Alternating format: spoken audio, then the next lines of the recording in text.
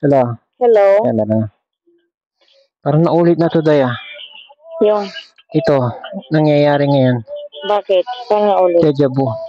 Kailan? Hindi, ano may deja vu? Oo. Na Kailan dati? nag-deliver ako kay Foreman. Tapos sasabihin, dito sa ganitong lugar, tapos sasabihin ko, hindi naman, wala namang site si Foreman sa lugar na to. Sakay.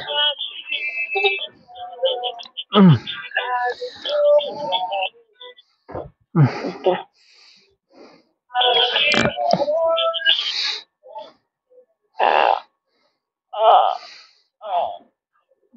Come on! Ano yung oh. Par! Walang! Bye! Kwa! May bakal din sila. Ano yun? Tumutunog. Wala si ano. Wala na siya. Semento din. Ayun, ito siya. Sino siya? Hindi siya yun. May tumutunog, di ba? Anong next, ano natin? Ano? Ano sa Activity? school? Akabot na tayo alas 5 sa school. Bakit hanggang alas 5 lang school? Hindi na ako. So, wag na yung school. Kay Maris. Yung Maris na lang. Oo.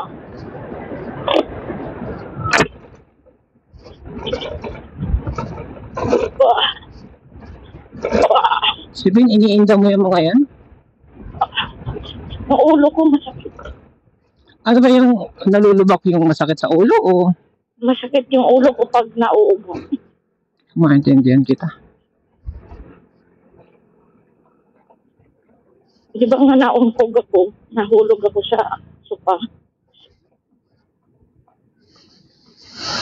Tulog. Kaya masakit yan na ulo mo. Pag nauuga.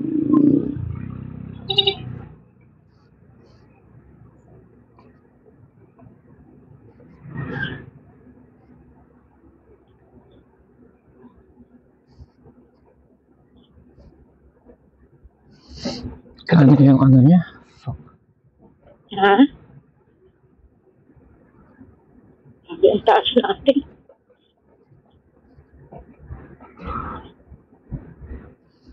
Ibig mo sabihin? Tingnan na sa kaliwa, overlooking. Layo ng kapatagan. No? May kinakwari doon, no?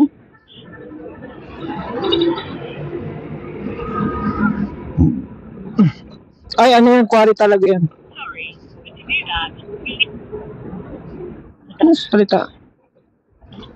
I'm sorry. Ano sorry? No data.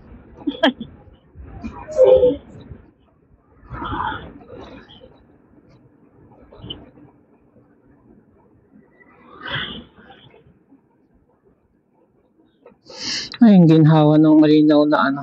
Ano, maginhawa din sa'yo, malinaw, no? Kaya pala, ano, hindi. Yung tipo niya, ko kung gumagamit siya ng helmet, nagtitinda, di ba? Wala siyang salita out of experience. Or kung meron, ay niya sabihin. Teka, kakanbas ka mo tayo dito, di ba? Kakanbas yung dito. Ito sa kaliwa. Graba? Ano ba? Graba, oo. Namamukha na tayo dito. Kaya mo kunin phone number. Ano siyang phone number? Kalawis! Silawis. Siyempre, mahal dito. Dahil malayo. Dahil malayo ang pinagkunan. Magkano simento niya? Mura simento niya kaya?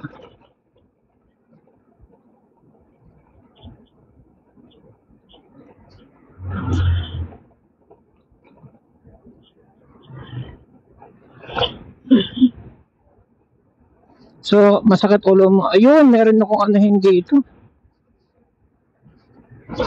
Babalikan kaya ano oras na? Oh. Balikan ako dito na Parang ang tigas ng shocks ngayon, ano?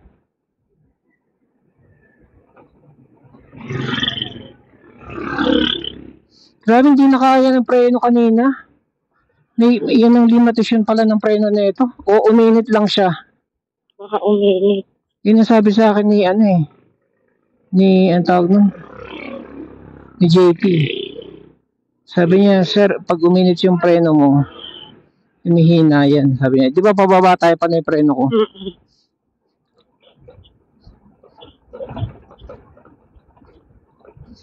Kailangan ko na rin magpalit ng ano sa likod. Schedule yung bukas. Kailangan ako magkabit kasi kapag sila nagkabit, mahahawakan ng marumi kamay, tapos uulitin ko lang sa bahay, lilinisin ko. So, bibili na lang.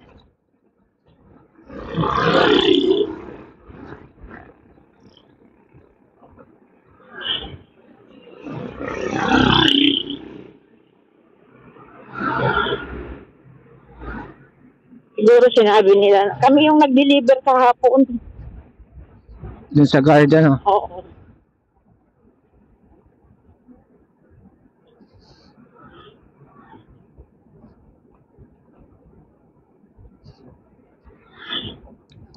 Yung mga tao ba na yan, mukhang walang mga cellphone? Yung isa, yung naka-blow daw, may cellphone, kaya lang wala siyang load. Hindi, kunin lang natin para tayo Kaya tatawag. Sabi ko sa'yo, kunin mo eh. Kanina, kausap mo yung hindi mo kinuha. Sabi niya wala sila, bakit ko kukunin? Sabi nga walang cellphone, sige nga. May cellphone sila, wala silang cellphone, lahat sila, yung driver tsaka pilot, lahat sila, sige, dahil wala silang cellphone, kukunin ko yung number nila. Ganon? Meron daw eh. Ngayon ang nakita natin in person, pero nung tinanong ko yung tindera, sabi niya wala. Anong point na kunin ko kung sinabi niya nang wala? Sige nga.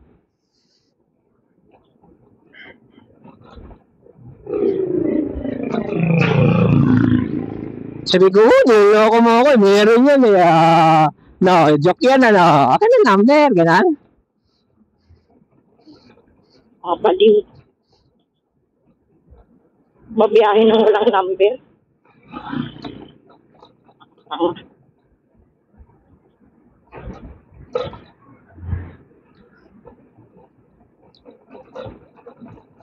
Tumawag sa akin yung lalaking nagkabit pa pala tayo ni Ian. Pero yung time na yun, hindi naman yung katagalan Matagal ba yun, yung kabit si Ian? Tagal. Hindi nga traffic eh. Kaya siya sinasabi niya traffic.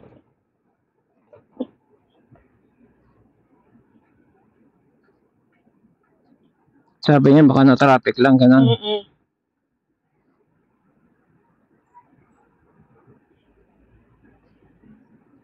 Nakainis doon, nag-intay tayo ng wala. Upos yung oras.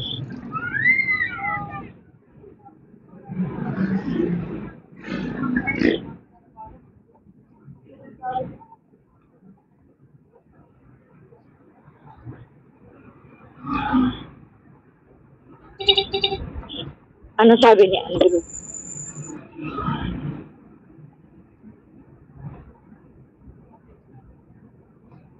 Hina ng preno. Kailangan na palit ng brake pad sa likod. Saan meron nun? Mga motor shop. Kailangan yung preno na may preno na madaling mapudpud pero malakas ang kapit Tipong 1 buwan lang palit ka kaagad. Pero malakas ang kapit.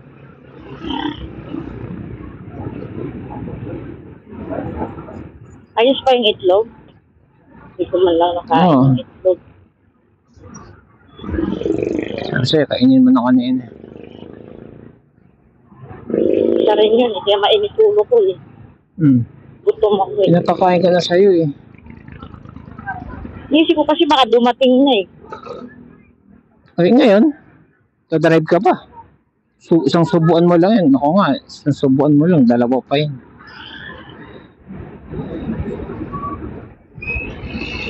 Inom tubig,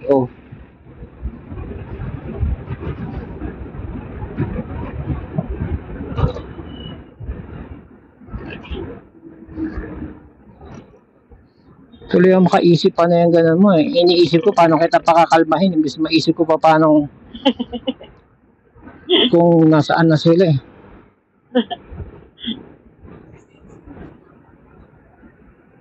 I'm hungry. Actually, yun ang una kong instinct eh. Nung nag-antay tayo tapos parang bakit wala eh. Sabi ko, diretso na lang tayo. Mas mabuti pang dumiretso at least.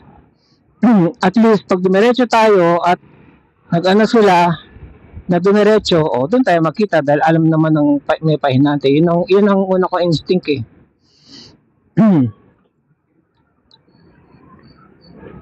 Kesa sa mag-intay doon.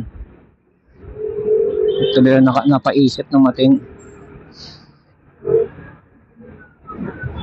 Ano ang tanong ko sa'yo eh? Ano ba usapan nyo? Hindi. Yung mo kasi more on baliw kasi babae more on ganun yung sa'yo eh. Ang sa akin more on kung hindi siya dumating wala pa dito baka nandoon yun. Diretso na lang. Ganun ang thinking ko. Pero kung sasamahan mo na yung babae, baliw sila, baliw lahat. Si bro, baliw lahat, baliw. Mawawala ako sa focus na eh. Paano mag-isip ko, ang focus ko, paano patahimikin tong teacher na to. Ang kati ng ulo ko, shit. Pagkakamot. Paano kakamutin? Awis yun. Uulan pa. Nagplato nagkanin tayo, di ba? Hindi mo ba kinain ng kanin? Sa'yo. Isang hinain ko na lahat eh. Almusal pa din eh. Pag aalis kasi, Alas 10. kain muna. Hindi yung aasa mo sa daan, lalo na nakaganto tayo. Kumain ng alas 10, umalis ng alas 3. My God. Once na nasa daan na tayo, siyempre mag-aano ka na yan ng oras. Ano ko pa sa daan. Kung 4 wheels, okay lang. Hindi ka kumain, kalat ka sa kotse, sasakyan. Pero pag ganito, although may nakikita ako kumakain ng french fries, may hamburger, may soft drinks, naalala mo yun? Nakaangkas sa motor, babae. Kompleto.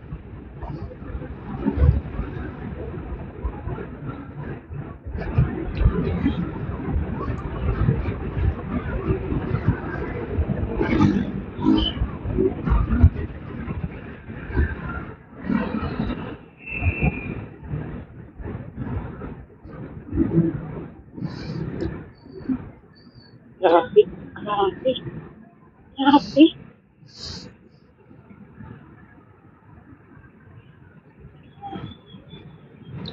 Yan, lapad ng gulong niya.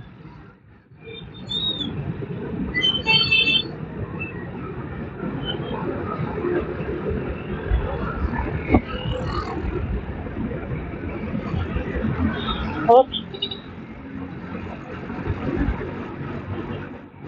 Grabe, traffic papunta Antipolo.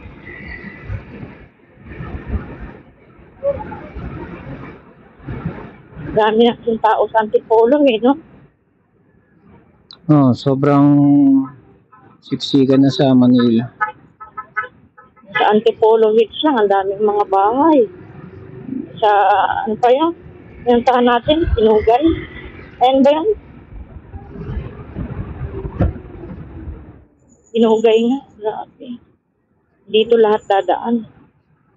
Wala ibang daanan. Traffic nga naman.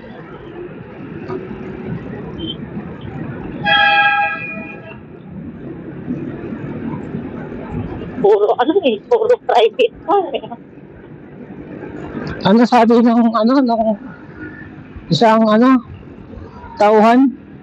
Empty? At least yan, di ba? Magagamit araw-araw. Anong empty? Sabi niya, kung empty lang to, nako.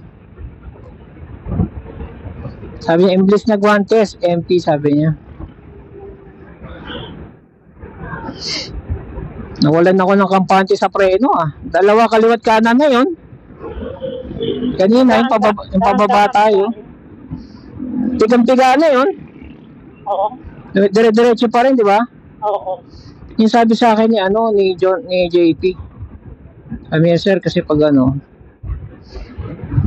ganyang stock na breno, ano yan, umiinit yan. May ilaw na yung truck. Kahapon ba walang ilaw yun? Ano yung sabihin? Sabi mo may ilaw na. Hindi ko gets. Yung dump truck na matagal nang nakaparada.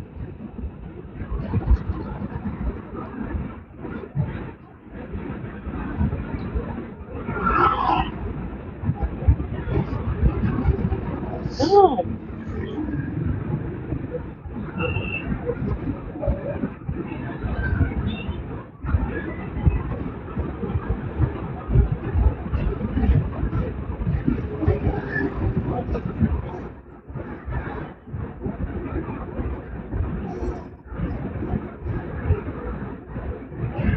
Dito, ito, gravel.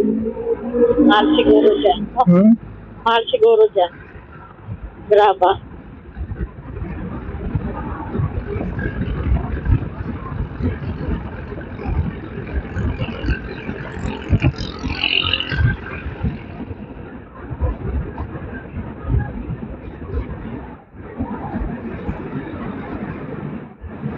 Ito pa, oh.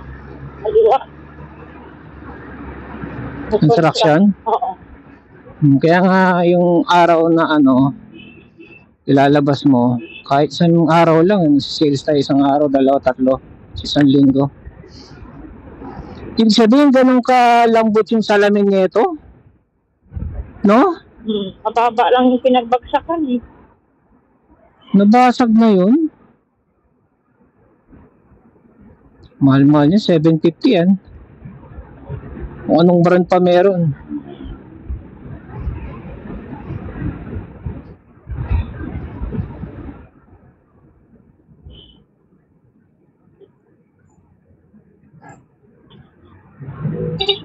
Dumaan na ba tayo ito ng maggabi? Daming ano, ilaw. Sa sahig? Sa taas. Talaga? Solar. Kaso dito natakpan ng puno.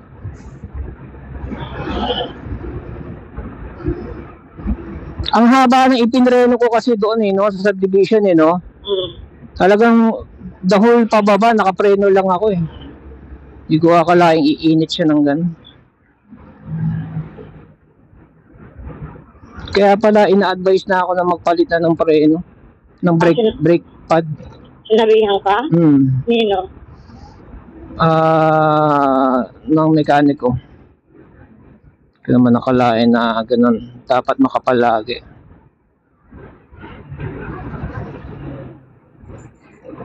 Tsaka dahil matulin tayo mabigat, hindi na angkop yung tatay yung preno. Nag-iipunan ko yung preno. Bayaran ko lang yung mga helmet. Itong yung intercom ba? Intercom, itong shocks, mga hindi pa bayad din ulugan ko pa yan. Sa Shopee.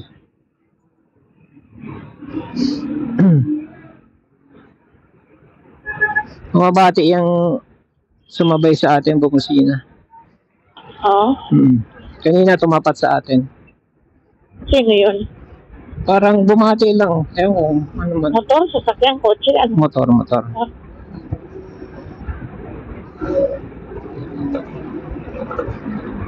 Saan siya? Sa likod. O mamaya, napanood na ng YouTube yan Dahil ba't? Oo nga, baka nakapanood din. Tama na. Baka dumiretso ko na naman. Anong tama na? Tama, huwag na mabilis. Kala ko tama na. Ay, saan na tayo? Diretso? Yung sinasabi mo? Schedule. Ay, meron pa nga. Told you. Puyo na lahat, siya lang basa. Meron pa. Pero hindi malala. So, may ginawa sila. Kahit pa paano. Alam mo papunta kina Marie? Limutan ko na, Tangerine. Hindi Hindi, ano ba yan? Topaz.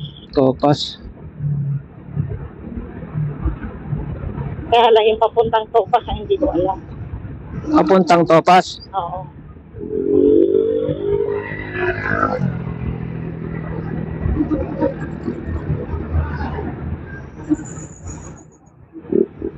Wala na akong kumpiyansa sa preno. Oo.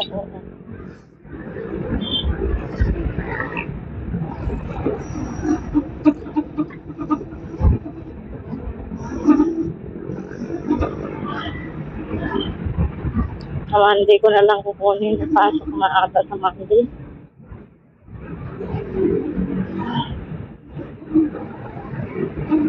Giro mo, pigang-piga na, dire-diretso po. That's it. May 1 month.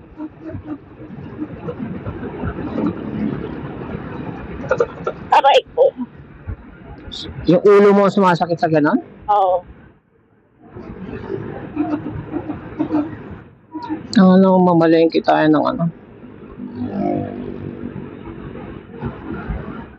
Saan ang form? Dito na? Doon pa unahan. Kila Christian Joy School. Tinuro ko. Canvas lang. Hindi, yung problema sa canvas minsan napapatuloy. Lalo na mabilis lang gumawa. Ito, kinanvas ko lang tong form not yung sa pinete. Kasi sabi ko, bakit basa yung pot ko pag tumatayo ako? Yun pa lang. Yung original na sa pineto, yung leather, tinatablan ng tubig hanggang foam pag nabasa. Tumatalag yung tubig, tumatagos. Kaya pag yung mapatakan siya ng ulan at umupo ka, pasapot mo. Kaya pala may pakiramdam ako dati pag papasok sa school. Basa. Parang feeling ko basa. Yun. Sabi ko, agad pala pakiramdam may regla. Yung pinakita ko sa kanya, sabi niya, oh sir, manipis yung ano. Malala pag Nakakabit. Kain liit ko. Ha? Lumiyad na naman yung liit ko. Lumiyad. Yung biglang ano mo yung biglang Abante.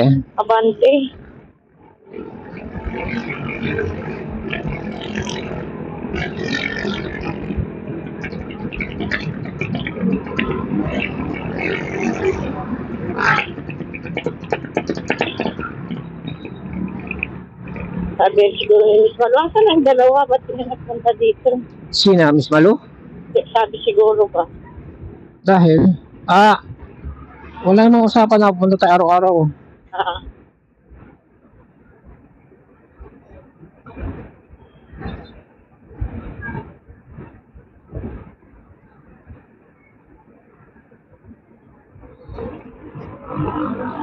Ano ba yan si Engineer Andrew doon sa Quezon City? Kahit hindi pa niya na-cash, mag-order siya ulit sa'yo? May ganun ba siyang... Minsan, doon nung nasa ano kami, nung nag-deliver kami doon sa Forest Hill, meron siyang gano'n, nakadalawa.